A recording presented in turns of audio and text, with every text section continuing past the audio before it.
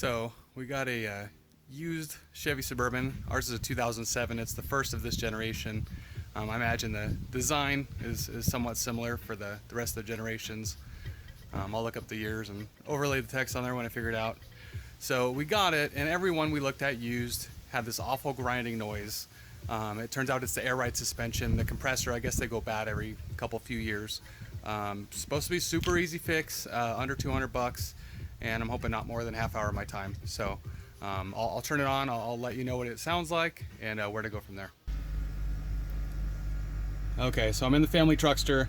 I turned the car on, and I don't know how sensitive this mic is on this old Galaxy phone, but I'll get close, and I'm sure if you're Googling for this video, it'll sound familiar.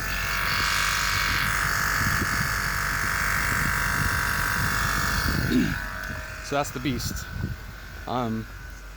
Quick fix, not really a fix, but if you really don't like that sound, and like I said, we looked at some Suburbans. Escalades have the same thing. The Yukon, at least the XL. I'm not again. I don't know if the Tahoe has the exact same one or if it's in the exact same location, but I don't think Chevy'd be designing more than one air ride suspension for these big vehicles, so I imagine they're somewhat the same. Take this fuse guy off. This is not where the fuse is located. You can see there's a little interior fuse box in there, but it has a really neat feature here. Of course, here's the map for the interior fuse box. It's got this little pincher. If you have big or fat man hands like me, or both, this little guy helps pluck and replace these little fuses. I already took this off. This just unclips. Sorry for the Blair Witch shooting. Like that. Just set that to the side. And here's our little city of under the hood fuses. What I did is I plucked out the 30. If you pluck the 30 out, again, you just go on it, squeeze, take it out. And then all of a sudden, no more grinding. You will get a light on your display. I guess I might as well show you what that looks like. Just set that there for a second. So you'll get the service suspension system sign, which you can just click the check mark to go away. But as you can hear, there is absolutely no noise. So again, if you're going on a trip or you have coworkers trying to show off your nice ride, and you won't have that embarrassing grinding noise.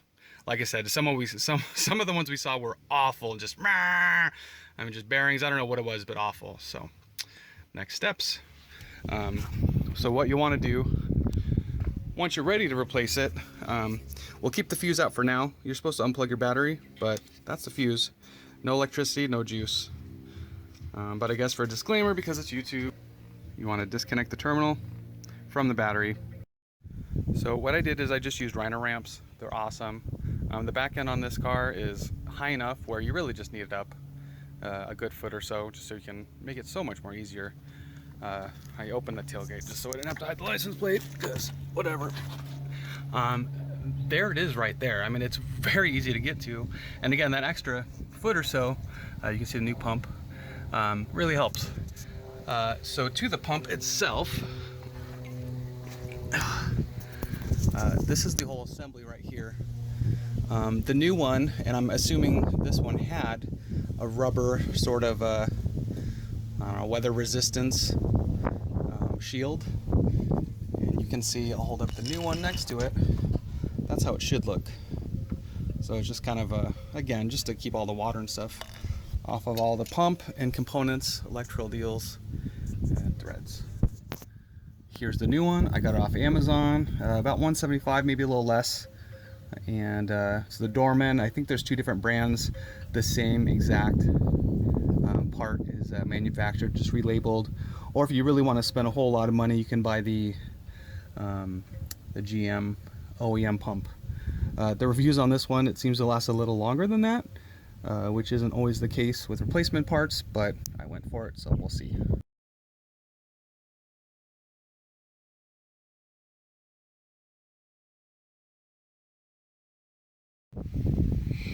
It's really glad I have a helper just like me. I'm helping my dad today. What's your name? Zoe. Thank you, Zoe. First step is you'll want a 13 millimeter or 1/2 inch wrench or a deep socket ratchet to break free. Mine's really corroded and oxidized on there good, so I'm going to use this fancy ratcheting wrench deal I have. I always get these things as gifts, and I always feel like if I don't use them, it's kind of a waste. So here's the opportunity to use it. I don't have to keep my hand on it, and it stays on there. So anyways, I'm going to just break that loose. Okay, break it loose. Same with this. Do not unscrew these all the way. You really just want it loose enough to where it slides out. So I'm going to go ahead and unloosen it. Again, look, it's not even catching the ratchet at this point. So I'm just going to finger it loose, seal it. Look at that. Even all oxidized and rusted on there. It's still happy to see us. And then there should be one on the other side. So I've seen lots of little clips of videos, none really showing exactly how to remove this thing. Some videos have good parts of some good parts of other, and then message boards to show you things like the fuse. So I'm going to show you exactly where the third bolt is. Just to get your bearings, here's the first two we did. And again, this is all just super open and very easy to get to. This deal right here is the tricky one. You can see where, I don't know if it's a welded on bolt, I guess we'll find out in a little bit, is or not, but you'll want a extender on your 13. Make sure it's set to loosen. And there's a hole in the frame so that you can access that nut. Do not loosen it all the way. You just want it loose enough to where this whole assembly is going to slide out. So again, here is the money shot that I have not found anywhere else on the whole internets. That's that. So I'm going to loosen that up. These two have been loosened, and we'll see how it goes. So once you have these two loose, and then this pain in the butt one, that again, you use that extended socket to go through the frame to that guy right there, you'll see that there's a little hole there.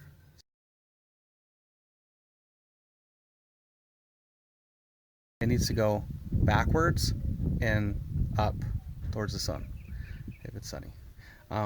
These were very easy to come off for me.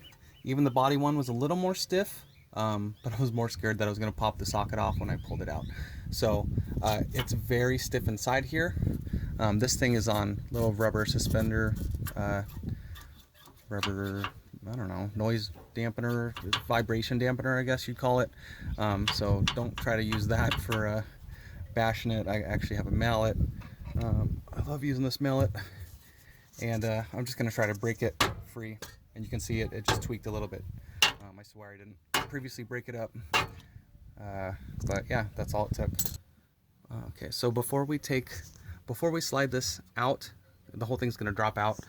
We need to disconnect the electric connector. You want to make sure that here you can see the connector. There's a little hump right here.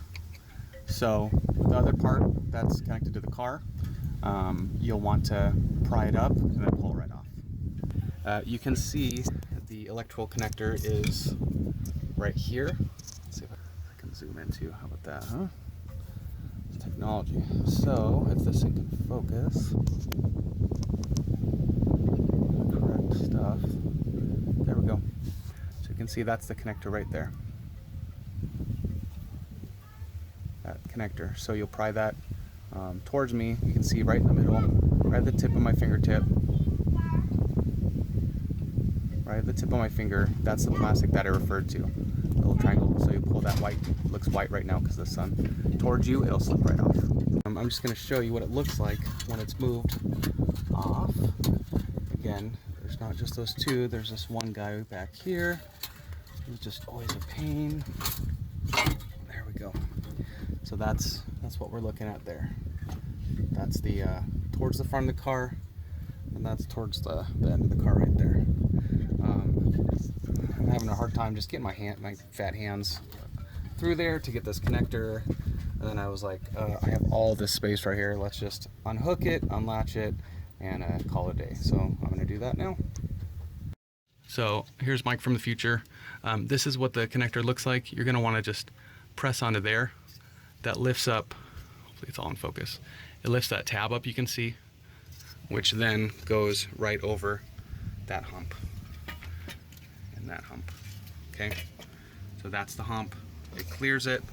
All you have to do is pinch that deal, and again you can see it open. Yes. Now I'm just using a little specialty screwdriver, and if you tilt it that way you can see exactly what's inside. Just need to lift it up and over that little triangle deal and pull without ripping everything else off. That should be good to go. There's going to be some dirt and some crud in there just from driving, and again my rubber protector had fallen off, so I imagine mine might be a little dirtier than most. Let's see if the film is still on there. Sorry, it's upside down, and it just comes apart like that. What I'm actually going to do first is slip bolt this back onto the frame just so I can get to those air deals.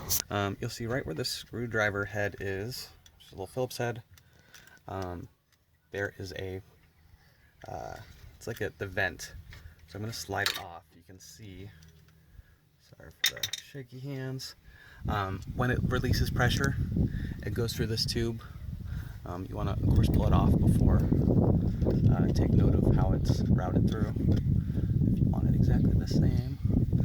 And where that goes, and the explanation for it, it goes into where the gas tank filler tube is. So let's see the gas, and then this random tube. It's really just so that there's an exit way that has that's not susceptible to sand and dirt and all that. Just like you can see, everything else is covered in.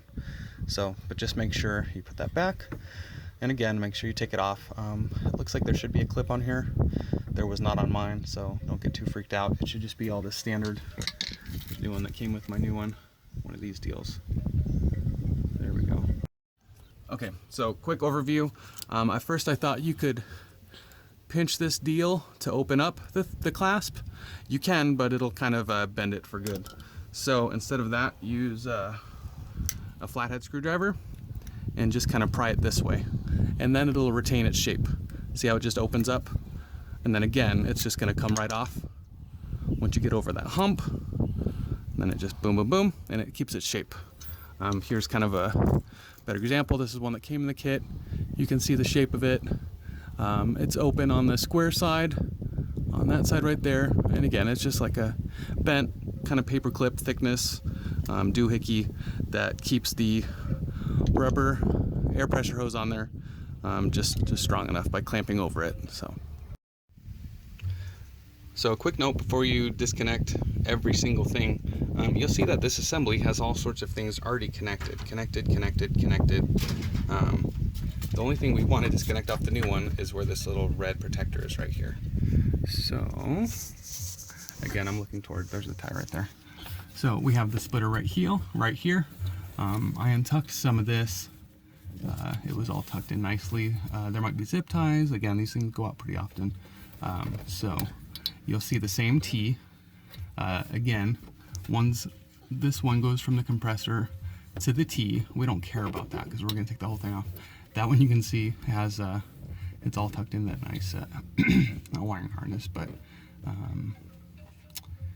protective little tube thing. That's what we want to disconnect. Mine had a plastic clip on there. I'm going to just take that off. And again, that's going to be the same thing as this right here. Well, the clip that was on there was this very fancy, and I'm guessing this is probably the GM part, this very fancy high-tech plastic deal, which just looks so much more advanced than this bent paperclip deal. This does feel a little brittle, so I am going to use the metal retainer that came with the new kit.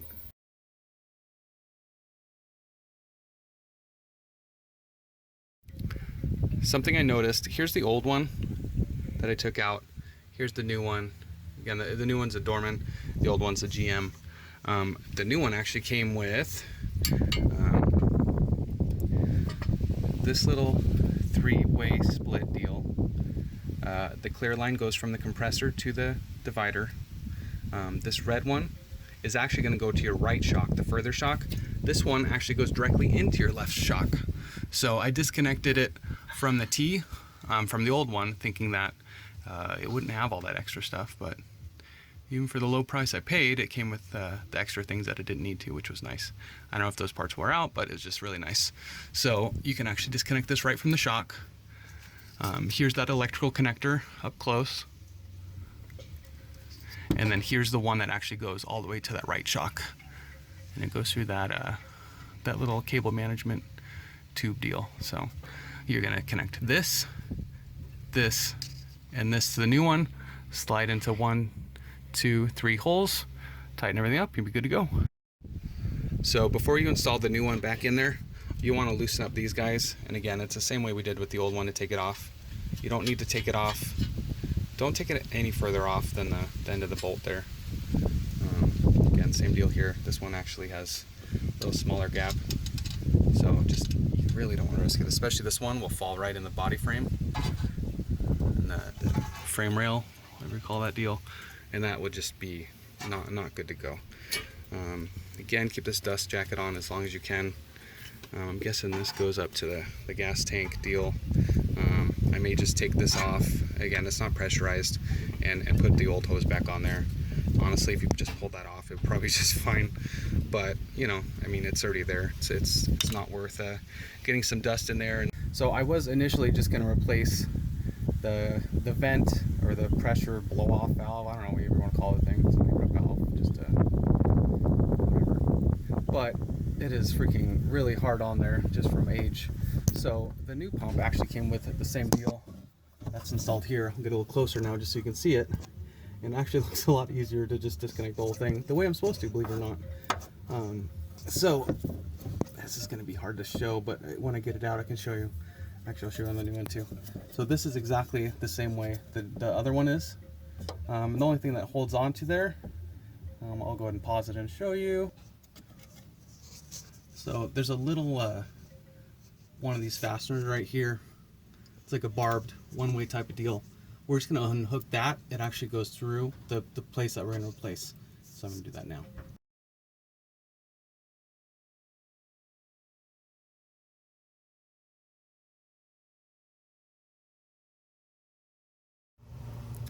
Okay, so I'm reassembling the little, I don't know, I should look up what it's called. This just goes through there, and then it goes through that guy right there. I'll go to angle just so you can see it. So it goes through that little deal.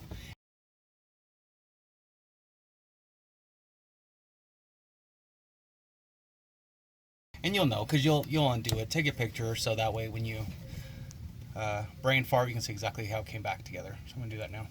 So don't forget, focus back. This guy's coming from the passenger side. We're gonna put that right on there where the red cap is. Again, leave that on there as long as you can. And then this guy, let's see, this is built onto the new part. We're gonna strap that in right to the, you got a little dirt on the lens, sorry. And the sun's hitting it. Oh, perfect. Okay, right to this guy right here. So I'm gonna do that, and don't forget those clamps on everything. So this goes to there. Yep, and then this goes where the red thing is, and I'll be back. I'm just gonna show you, these go on actually a lot easier than they come off. I was gonna do it the other way, but it should be just fine. You wanna just kind of have it straddle the smooth bit. First, make sure it's on. It's a lot easier with two hands. Anyways, just hook it on one side. Oh, this is awful, of course. Sorry, guys and girls. Anyways, hook it on one side, hook it on the other, and then if you just push it down, it'll latch right on there. All right, home stretch.